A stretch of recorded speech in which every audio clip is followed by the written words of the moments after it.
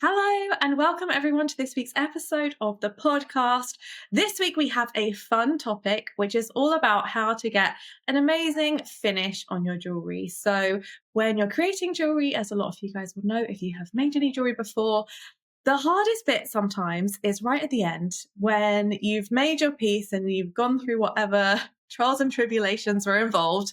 And then it's like, okay, what kind of finish do I want? Do I want a high shine? Do I want a matte finish? Do I want a satin finish? Do I want to add something else to it? And I think it's really important that whatever we choose, we have options and we know that we can achieve all of those with all of our pieces. And I know for me, it took a long time to get to the stage where I felt confident with my finishing and polishing. I used to go to a lot of classes, and it was kind of an afterthought. It was rushed at the end. It was like, quick, last half an hour, just try and give it a quick polish. And whilst the jewelry was getting better and better, my finish wasn't. And that's when I decided I needed to do specific courses on this topic, which is why I'm quite passionate about teaching, polishing, and finishing now. And very excitingly, we have just refilmed our very popular Polishing and Finishing Masterclass, which is a whole class dedicated to polishing and finishing jewelry. And it is out now, and you can enroll, and it is available at our 50% off offer until Wednesday. Wednesday, the 28th of May is when that ends. So if you are like me, like I used to be, and want to know more about how you can polish and finish your jewelry in all sorts of different ways, because there are so many different ways that it can be done, I would love to guide you through the process in this program. And I've brought the wonderful Kelly Twigg along to come and share a bit about her experience, because she has recently taken this course because it is part of the Diploma in Silver Jewellery. And just quickly before we chat, Kelly, anyone who is enrolled in the Diploma in Silver Jewellery or has done it in the past will have access to this new course. So exciting. So, and if you have enrolled on the Polishing and Finishing Masterclass with us before, it will be updated for you now. So you can go ahead. There's no additional cost. That is a great thing about our courses, is we're able to update them. And as we do, people who've bought the previous versions get access. So all very exciting. But yes, Kelly, thank you for coming along to share a bit about your experience in this course and of developing your knowledge in polishing and finishing as well. Oh, you're welcome. It's lovely to see you. No, it's a great, it's probably, I think out of all the projects I've done on the diploma so far, this is the one I know I will be going back to as a reference library in future, because it was so useful, and it was so, um, covered so many things that it was a great course. So yeah, definitely happy to Had chat. you done any like training in polishing and finishing before? And did it kind of reinforce what you already knew? Or was there lots of new information? Because everyone has different experiences, don't they, that they have before? There was quite a lot of new information in it. I mean, I'd used a lot of bits and pieces before, but I hadn't necessarily been using them the right way or using them to their full potential. And in particular, I mean, I was a fan. I've had a barrel polisher for a long time, and I was a bit like you. I get to the end and I'd be a bit impatient, and I'd just chuck it in the barrel polisher for a few hours. But actually, since doing the diploma and doing that course, I've stopped doing that as much, because I had to, obviously, one of the projects we had in the first term was to mirror finish or get a mirror finished on a silver pendant, and to satin finish some other couple of pieces. And after I was kind of forced to not use the barrel polisher that I'd been relying on, I started using all these other techniques, and I tried lots of different things, because that's the point of the diploma.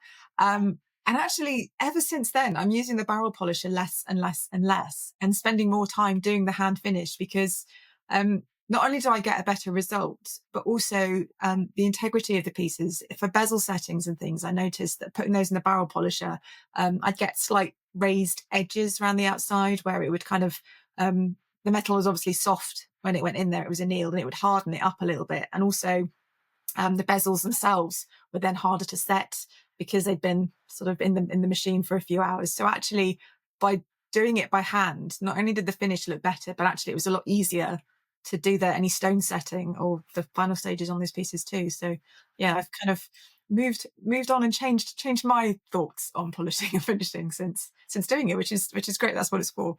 Yeah, that's also, it's really interesting to hear. And I think it speaks to this idea that polishing and finishing really is a journey, that we're always learning more. Like I've done lots of training in it, but I'm still always learning more. Like with each new piece that I polish or finish, I'm like, how, they almost like teach you, how does this need to be finished and to be polished? Yeah.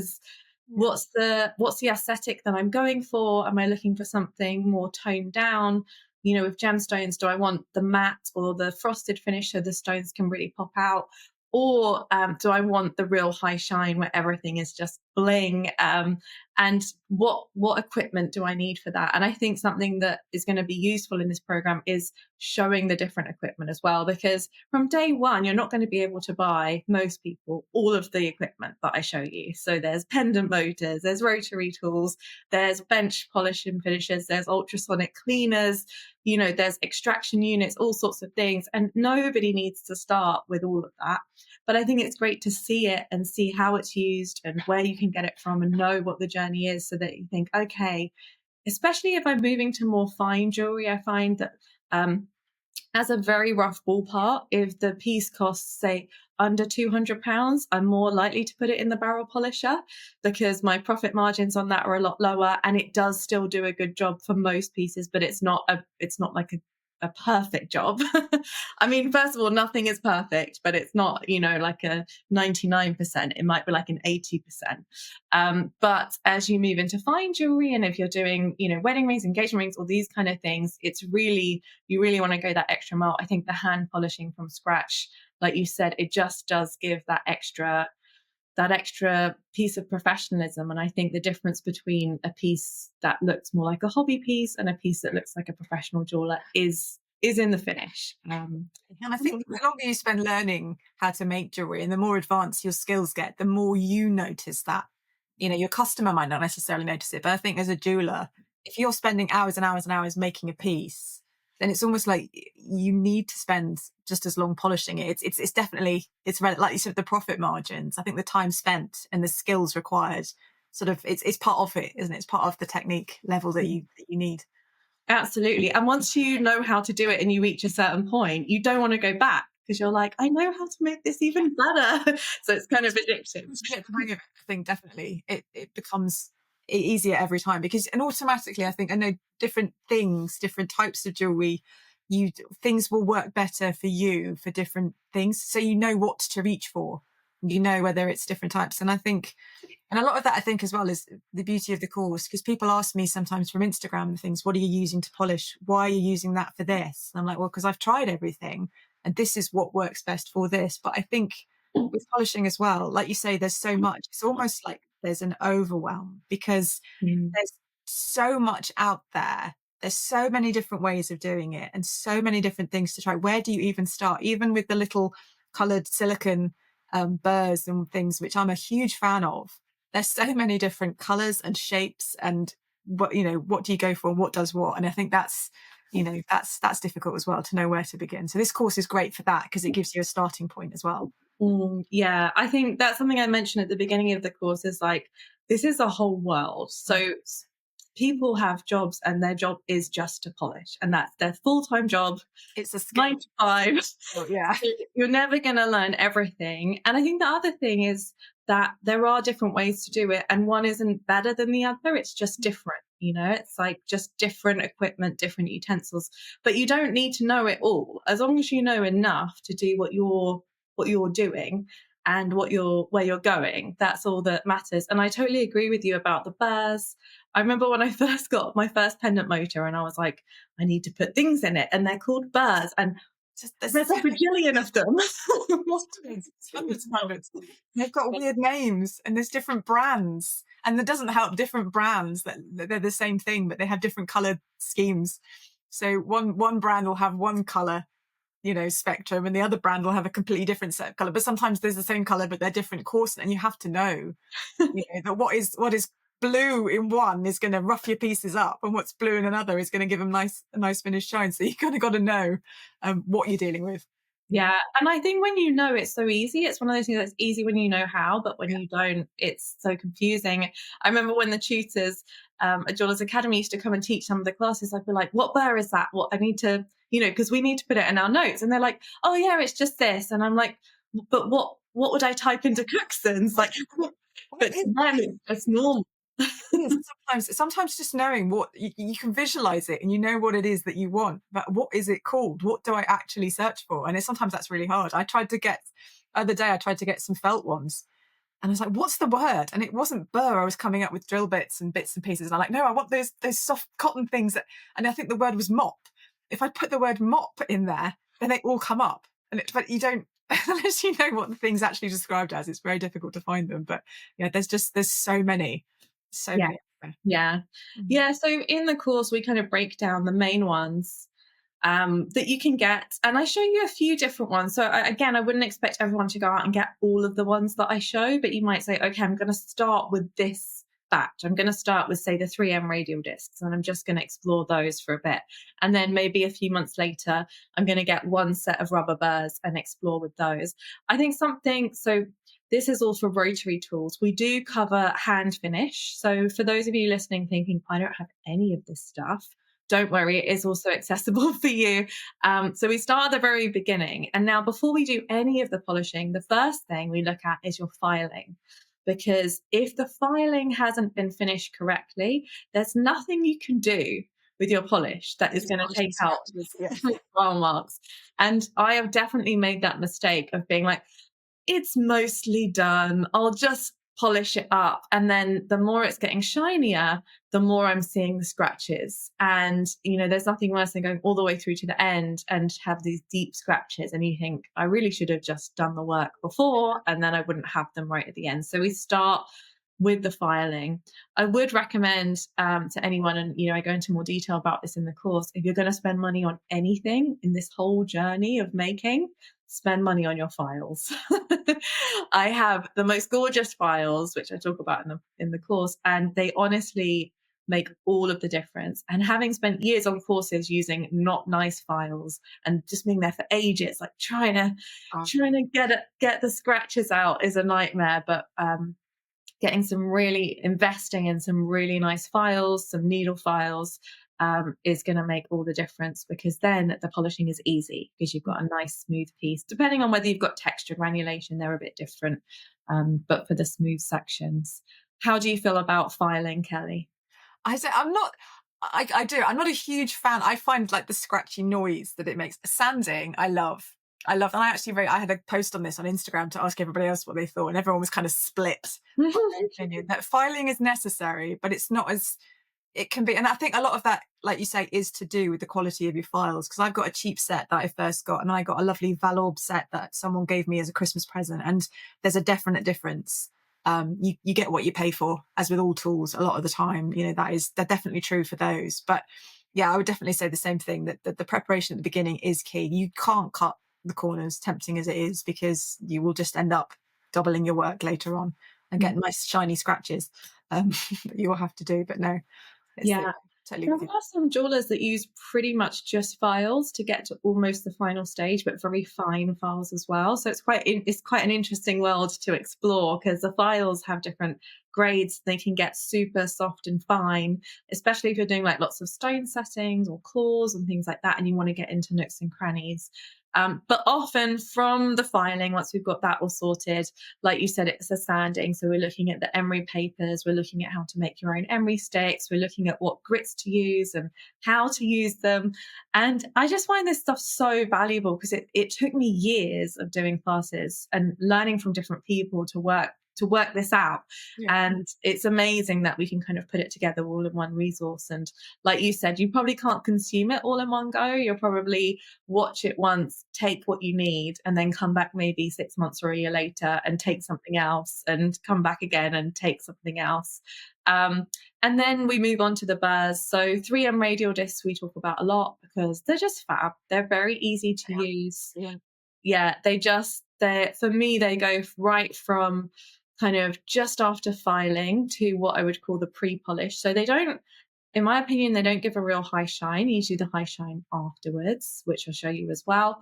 But they're great because they're so flexible, so they can fit into every nook and cranny. You're a fan of the radial discs as well, aren't you, Kelly? I am. I do. I like them a lot. I think they're just nice because they're easy and they're quick, but they can get into, like, if you're doing granulation or you've got accents on your pieces, and actually some of them, the yellow one I've taken to using quite a lot, which is quite cool. So I think it's 80 grit. So that's one of the very, very first ones. In fact, it might be the first one, isn't it? The top level Mm. one to start with.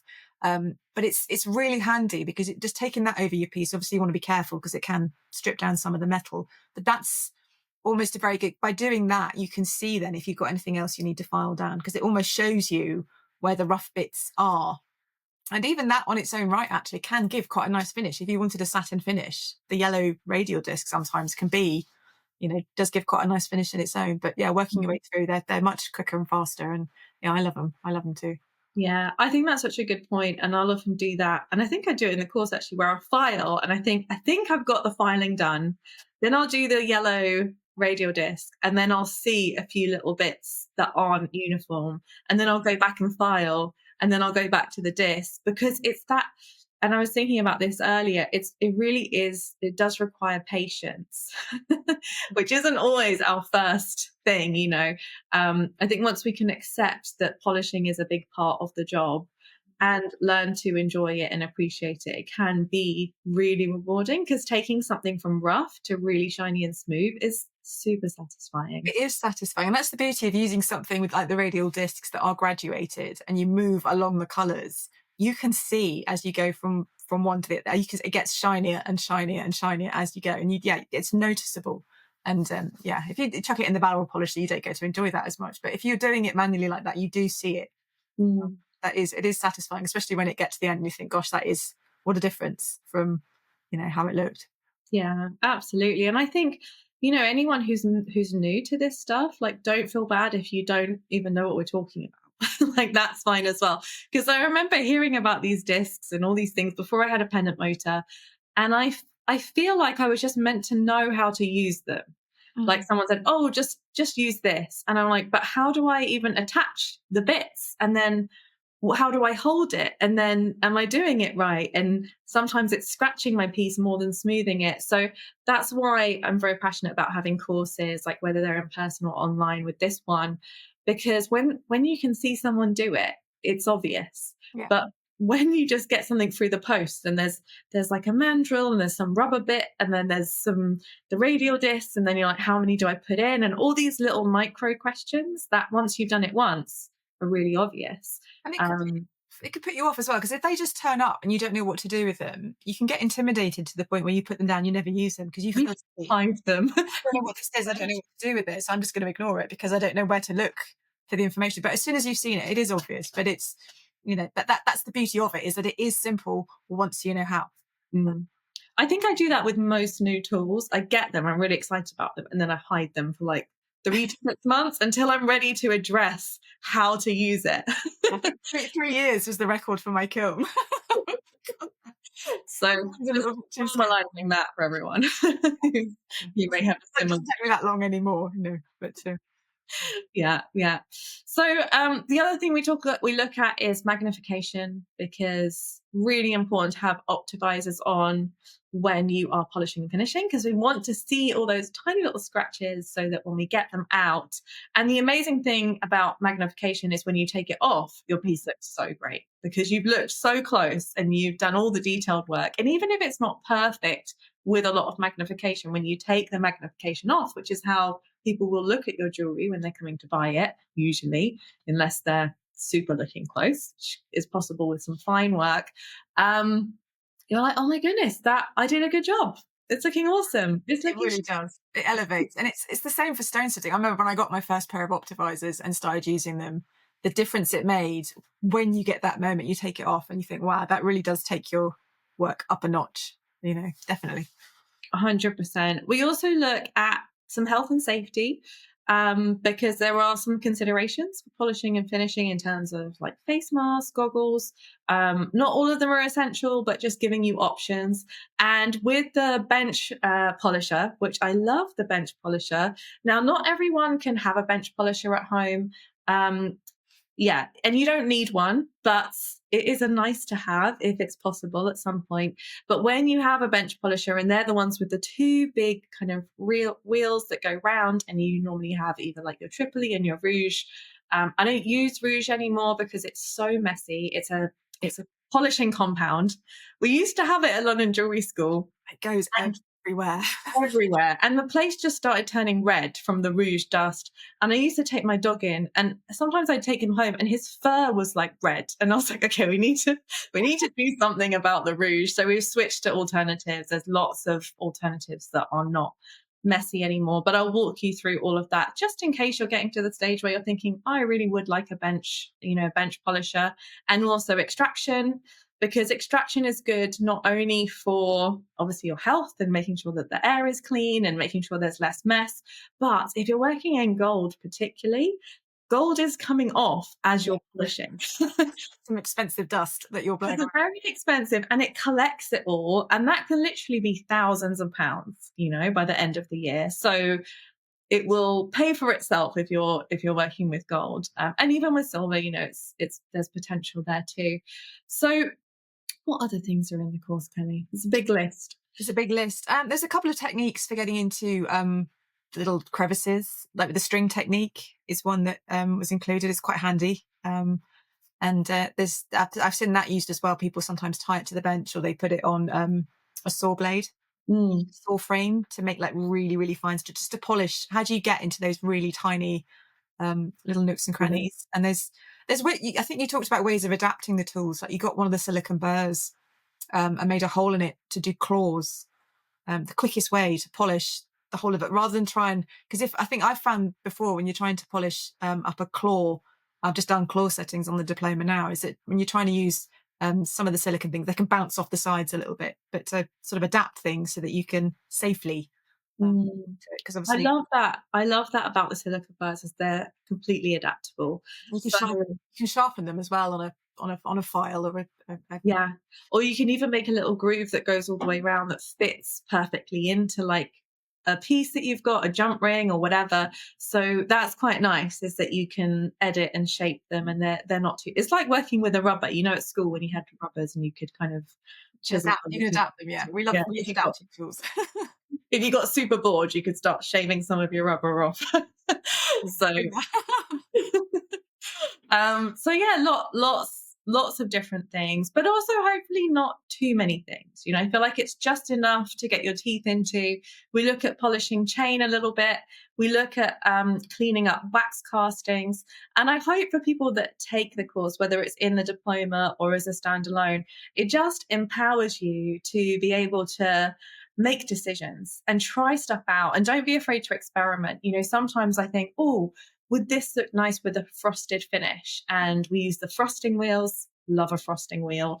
So you can try it and then sort of think, okay, no, that didn't quite work the way I thought it would. I'm going to try something else, especially if you're still on that learning journey, so that you just keep developing. And there's nothing wrong with a barrel polish. We cover that too. Oh, it's And especially the smaller things, earrings, ring blanks, anything that's, just, I wouldn't be without it. Some things you just don't want to polish by hand, the yes, tiny, tiny things. yeah, it doesn't work for everything. And some things, if you were to hand polish, it would just be too abrasive, or it wouldn't give the kind of finish, or you just wouldn't be able to get into the areas.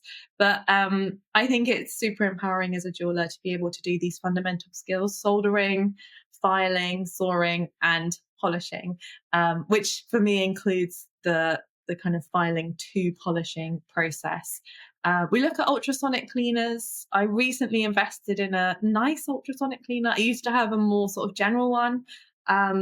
It's a good place to start. I think having anyone is good, because when you're doing your polishing, you're putting compounds which have grease onto your jewelry. So it looks really shiny, but you can often see this kind of greasy bit as well. Now, you can just use a toothbrush and soapy water to get it off, but ultrasonic just gives that extra kind of clean shine right at the end. So I show you and talk you through a few options there as well. And I'm just excited to see everybody's beautifully polished pieces as a result of this. And I think it gives you confidence as a jeweler to know I can finish it however I want, and I can present it to a customer in a really professional state. And people may come back to you a year or two later and say, can you repolish it? It's got a bit mucky. And you can be like, yes, that's something I can offer. What was your favorite part of the course, Kelly, just before we wrap Um, up? I think the favorite part was having the choice. that everything isn't all about getting it bright and shiny. That's not the, and I know a lot of contemporary pieces. I love a satin finish myself because fingerprints, especially on large flat areas, I make a lot of big bezel settings, and I quite often put a satin finish on the back because a mirror finish, it's hard to achieve. And as soon as you put that down on something, or as soon as someone touches it, you've lost Falls it apart. anyway. Um, or I do a combination of finishes, but I think it's nice to have the choice between the shine, the satin, and the frosted look. So you can take a look at the piece and decide what you want. So it's not all about getting it to that fine mirror shine, but it's, polishing and finishing can be the different, like you said, the different textures too. So it's nice that it covers all of those. And I know on the Diploma, we're given the choice on most of the pieces as well to have a high polished look or a satin finish if we prefer. So it's nice to be able to know how to do both. Absolutely. And I think it becomes part of your style as a jeweler as well. It's another design decision, isn't it? Like there's certain jewelers I know that I associate with a satin finish because most of their work will be satin. And certain jewelers where I know it's all about the texture. So they're looking for the contrast, the highs and lows. And others where it's very much about just everything being mirror. And there's no right or wrong. They're just different styles and different people are drawn to them. So, yeah. Wonderful. Well, thank you, Kelly, so much for coming and sharing a bit about your experience on the course. I'm glad you enjoyed it and learned something from it. And anybody listening, if you're thinking, yes, I think I could get something from that, make sure you sign up before the 28th of May, which is fast approaching, because like I said, it's 50% off. It's a great value for money course. But if you are signed up to a diploma, or specifically the diploma in silver jewelry, you will get access to it on that course as well. So thank you guys so much for listening. Lovely to see you, Kelly. Oh, quickly, I think most people know you by now, but just in case they don't, where can they come and find you online and see your work and connect with you? Come and find me. If you search for Willow and Twig, that's my business name with two G's. And I've got my own website, but I'm on Instagram mostly, which is where I hang out. And obviously I'm sharing my diploma journey on there as well. So if people want to learn a little bit more about the diploma as well as the polishing, they can come and have a look at my journey there as well. Yes, Kelly is very giving with her knowledge and her information, and she has incredible reels and a great community there. So definitely go check her out. Wonderful. Thank you guys so much. I will see you back here next week for another episode. Bye for now.